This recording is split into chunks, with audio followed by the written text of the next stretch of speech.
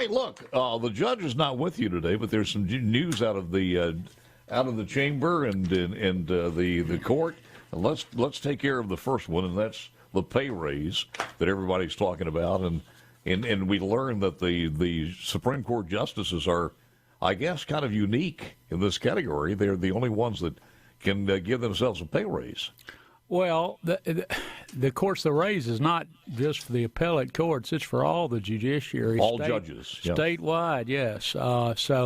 And that was done actually in 2012. The legislature set it up that way. I was there for that, and I remember Mark Baker, who in the House was chairman of Judd A at the time, brought it forward, and. What was the reasoning behind that, Greg? Why was that? Because, I mean, it is kind of unusual to take it out of the appropriations process there and give it to the entity itself. Oh, what was done in 2012? Yeah, why was it done? Well, it's not really. Well, it happened several things. A judicial operations fund was created at the same time. The State Personnel Board has to bring a survey where they compare. In other words, it's based on their recommendation of what should be done, and that's conveyed to the legislature, and the legislature, moves forward with that. If they don't, the judiciary has the authority to do that too, or rather the Supreme Court, the Chief Justice does, and that's what was done. It follows the law. Well, I understand it follows the law. I'm asking why were the Supreme Court justices or judges taken out of that context? In other words, the entities at MDOT could not give themselves a raise. The Sheriff's Association across the state can't arbitrarily give themselves by virtue of being an association. So what was the reasoning behind that? Why wouldn't the legislature just say, here's the raises and here's what the judges are getting? Well, I think the basic reason is you have to remember the entities you just mentioned are agencies. The courts are not an agency. The court is a co-equal, separate branch of government established by the Constitution. They have to be funded with what they need to operate. So the executive branch can give themselves a raise anytime they wanted to? I'm not speaking to the executive branch. I'm saying it's one of the co-branches of government. Well, it is. But again, the legislative branch passed the law to set it up this way, and that's the way it is currently. So some of the raises and the executive branch, of course, signed the law, it into law. Yeah. That's in effect now, as a matter of fact, isn't it, as far as the fiscal year? The raises? Actually, no. They come into effect on January 1. So they don't have to. The law has been passed, but the increases don't start until January 1. So they're not a part of the legislative budget negotiations or anything else. They've got the raises. They're not going to be taken away from them. No. Well, what the raises, the funding for the raises are reflected in the legislative passed budget. They did do that.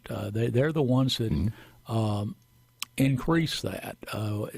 The discussion really was about what was done a couple of years ago now, where there hadn't been raises for quite some time, and quite a number of judges had retired.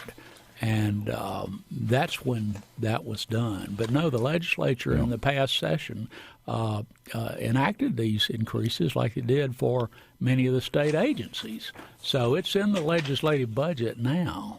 Let me just make it clear that I'm not razzing the good friends who are on the court, and many of them have been on this show before. I think they deserved a raise for what they go through, and I think hopefully it's reflected in the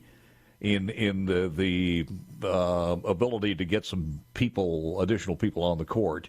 And let's talk about that, because House Bill 1423 passed during the 2022 session, signed into law. Well, that was the pay raise on 2023. I was looking at the additional legislation that did permit the court to hire some additional judges. And I think you hired some judges were hired for Rankin County, first of all, Hinds County? Hinds County. Hinds County, yes, and that was a separate. That is some of the ARPA money that has come to the state. That's not part of the budget. These are special judges. Each of these individuals are retired circuit judges who served for many years. In fact, collectively, the four of them served for 70 years.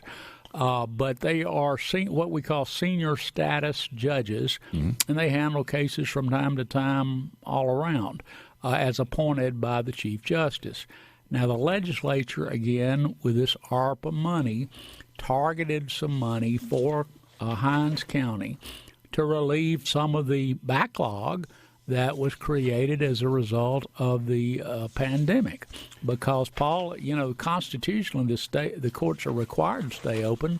The courts did stay open throughout the pandemic, but however, it slowed things down because you couldn't bring in juries necessarily safely under the guidelines. You couldn't have jury trials.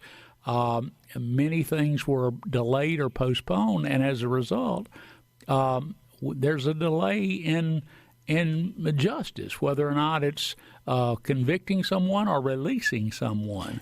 The process has to move forward, and that's what this is for. Also had the situation where we're all had a kind of a learning curve as far as how to use Zoom and the technology, and it was a learning curve for everybody. So that also kind of slowed it down. Was it 3 judges or 4 judges that were hired? 4 judges were appointed, and again, these are retired judges. They will be paid with the money from the legislature out of the ARPA funds that are designed for COVID relief. I got you. How long is that going to last, Greg? Well, the money has to be spent. I mean, under the ARPA, I think by late 2023. I know. That's not what I'm asking. I'm asking you, how long can we keep them on the bench there in that job? Well, how many years would that? They are there. They're appointed to handle certain cases. Each of these judges have approximately 50 cases they have been assigned. And once they do that, they may very well be assigned additional cases. But so they are on the job as we speak. Wes, that's correct. They have been appointed, and they're proceeding with their work. Good deal. Some other changes, and we'll talk to the one and only Greg Snowden coming up in a moment or two with that, Director of the Administrative Courts, Office of Courts. And then Kirk Allen joins us. He is President and Chief Executive Officer for Mississippi Aquarium. The upcoming Hancock-Whitney IC from Meridian Way, the guy with the vest on C Spire Text TV and also on Super Talk TV. It's good to see somebody with a vest. You don't see it. The cooler weather brought that out, did it not? It did indeed. In our particular office area in the Supreme Court building, the temperature is challenging sometimes. It just seems to be a little cooler. Yeah. And so this is protective. It's not for style. You found a brother in Perez, and we know what the studio's there like. Brother from another mother. Is that what they say? There you go. By the way, for folks who didn't hear this earlier this morning, it's been on the news. Governor Tate Reeves has approved the deployment of the Mississippi National Guard to aid in the Hurricane Ian relief in Florida. Florida has consistently been there for us in our time of need, and I approve this deployment in order to assist in their emergency response efforts. So the governor, all of Mississippi, spraying for Florida amidst Hurricane Ian. That is moving so slow, but it is a tropical storm now, but still doing some damage, and most of the damage right now seems to be collectively with some winds and prolonged areas of rainfall and the rainfall itself. So National Guard soldiers from Bravo Company, 1st Battalion, 111th Aviation Regiment based in Meridian, and the airmen of the 255th Air Control Squadron of Gulfport will deploy to assist the state of Florida by providing emergency relief. So there you go. Hey, Paul, if I may mention this, we vacation almost every year in Fort Myers Beach. Mm-hmm. So I'm very familiar with the area. And so we're very concerned. We actually have family down there. My wife does. And we appreciate any help from anybody because they're going to need it. It's fairly rare that a major storm hits that particular area, but it certainly did yesterday. Did they get out of there, or did they stick it out? She stuck it out, but she's not right on the beach. She's 84 years old and parked behind. It's hard for her to move, but she is with a neighbor, and they're just on the edge of technically the evacuation zone, but they're up rather high. I think they're like 18 feet from the sea level. So they rode it out. Greg Snowden is director of the Administrative Office of the Courts, and for people who don't know what you do, give them an idea how you earn your salary, sir. Well, I, not to put too fine a point on it, I'm the administrative head of the statewide court system.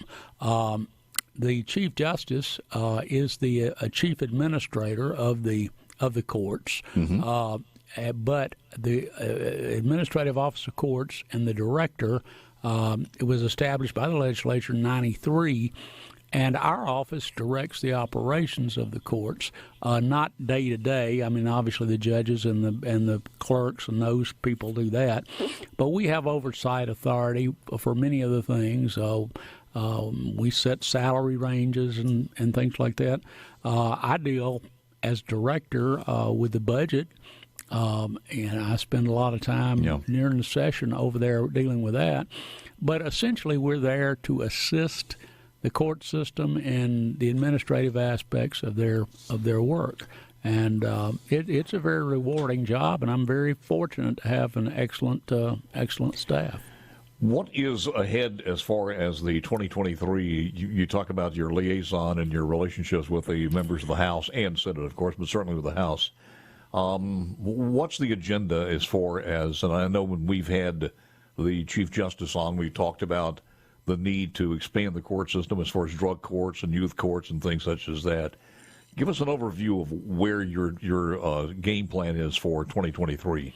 Well, Paul, first of all, the judiciary does not speak to issues that are not specifically dealing with the administration of justice. We don't weigh in on any sort of policy matters.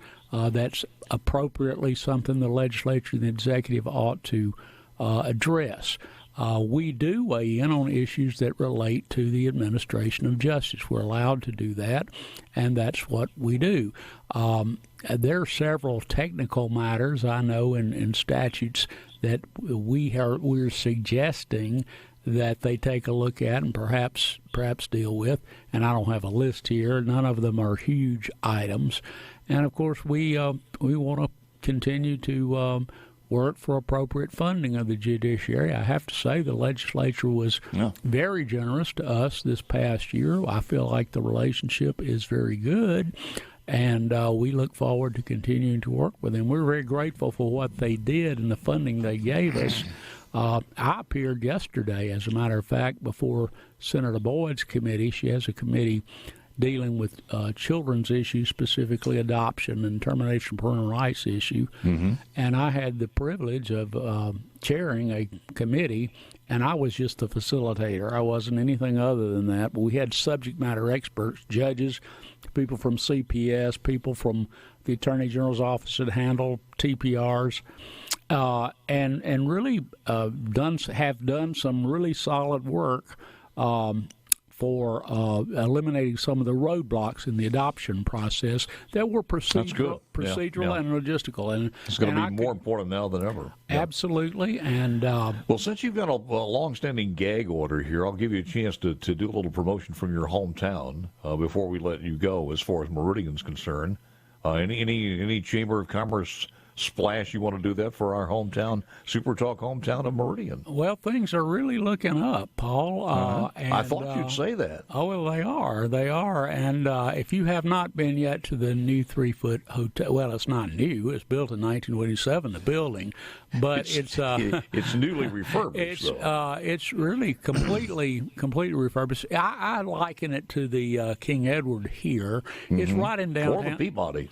Yeah, that's correct. It's right down the middle of downtown, across from the Riley Center, which is a great feeder. We've had several conferences lately that I noticed. I think the municipal, if I read this correctly, the municipal clerks are meeting in Meridian for the last 3 days. Pandemic had to happened at the wrong time, just about this time when this was finished. Has the occupancy be okay, or are they satisfied with it so far? I think they are, and these conferences, people, when you go to a conference, they like to be close to the place. We've got some nice hotels, but they're out on the interstate. This brings a facility immediately downtown. It's a unique place, and it's directly across the street from the Riley Center. Is, yeah. And we're seeing a pickup in those sorts of conferences at Mississippi State University Riley Center, and of course, the performances and all they have there are wonderful, and they had. There is so much going on there with. Absolutely. If people have never been to Meridian, and we'd probably be surprised how many people in the state have never been to the Delta who lived in the state all their life. If you've never been to Meridian, it is kind of it's a different feel. From the downtown area, everything is together down there. The hotel, the Riley Center, the Max. And I mean, there are just it's a lot of exciting things that are happening and can happen with that layout. Right, and the Mississippi Children's Museum is just right I over forgot the about bridge. that. Yeah, they're all there, and it's a wonderful place to spend a few days. It honestly is. I know it's my hometown, but that's the truth. Well, and I'm sure you've had enough peanut butter at the restaurant there. Well, there's not just the one restaurant, but you're, of course, referring to Weidman's, which has been there since 1870 and is very well known and very good. But there are several other good restaurants downtown, and so there are plenty of variety there. It's part of the entertainment district there, that the legislature created a few years ago. So what I'm hearing from Greg Snowden is that you're happy in that position and doubtful that you'll put your hat back in the ring for another political position. Oh, I'm not going to be in politics. I'm getting used to being non-political, which is it has been a challenge for me, obviously, because I noticed that because you were walking around that stuff with some legal jargon for me when I ask you a question there. Well, I am a trained lawyer, Paul, and part of. Perez, I'm looking on the video. You know who he reminds me of in that vest there for some reason of those glasses? Does he look like he could do a Labor Day telethon, Jerry Lewis? Wow, you're just making him the nutty professor. Okay. I swear to you, he looks like the nutty professor with that vest on. I would take the glasses off, but they are my readers. They come apart in the middle. Oh, I know that. But I do need them to read, and so I have some notes here in case you ask me some particularly things I need to get to. I think the time is gone, so you are clear now, sir. But I thank you for coming in. I really do, and it's always good to talk with you. And the next time we come in, we'll press you a little bit harder. We just made it too easy on you. Well, of course. Just too easy. Of course, Paul. Yes, of course. By the way, thank you for the coffee. It was great. You got it. And we provided the air conditioning, too, by the way, so that vest would not get overheated. There you go. Greg Snowden, Director of Administrative Office of the Courts. Kirk Allen will join us, President and Chief Executive Officer, Mississippi Aquarium. Something called the upcoming Hancock-Whitney Sea of Stars event. What's that about? We'll talk to him about it coming up next.